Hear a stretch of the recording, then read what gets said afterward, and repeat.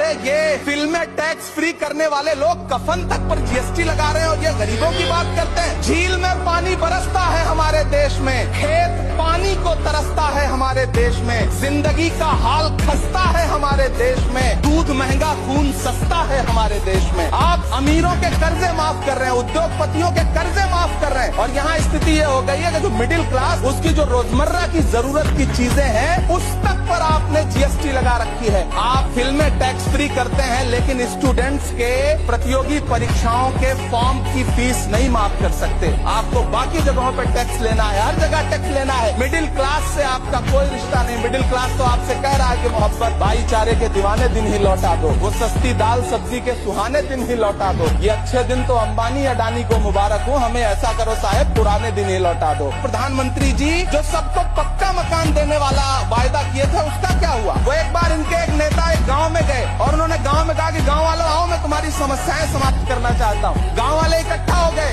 नेताजी ने गाँव वालों से कहा बताओ तुम्हारी 2 समस्याएं बताओ, मैं दोनों समस्याओं का यहीं पे समाधान करूंगा। तो गाँव वालों ने कहा साहब हमारी पहली समस्या है कि हमारे यहाँ कोई हॉस्पिटल नहीं है। तो नेताजी ने मोबाइल निकाला, कहीं फोन मिलाया और मिला के फोन पे पता नहीं क्या कुछ कहा कि यहाँ गाँव में हॉस्पिटल नहीं है, हॉस्पिटल तुरंत यहाँ हॉस्पिटल चाहिए। गाँव वाले खुश हो गए कि 1 मिनट में यहाँ हॉस्पिटल आ रहा है। अगली समस्या के बारे में उन्होंने नेताजी ने गाँव वालों से कहा कि मैंने आपकी पहली समस्या समाप्त कर दी, दूसरी समस्या बताओ। तो गाँव वालों ने कहा साहब इस गाँव में कोई भी मोबाइल का नेटवर्क ही नहीं है। ये है इनके काम करने का तरीका, ये है झूठ बोलने का तरीका।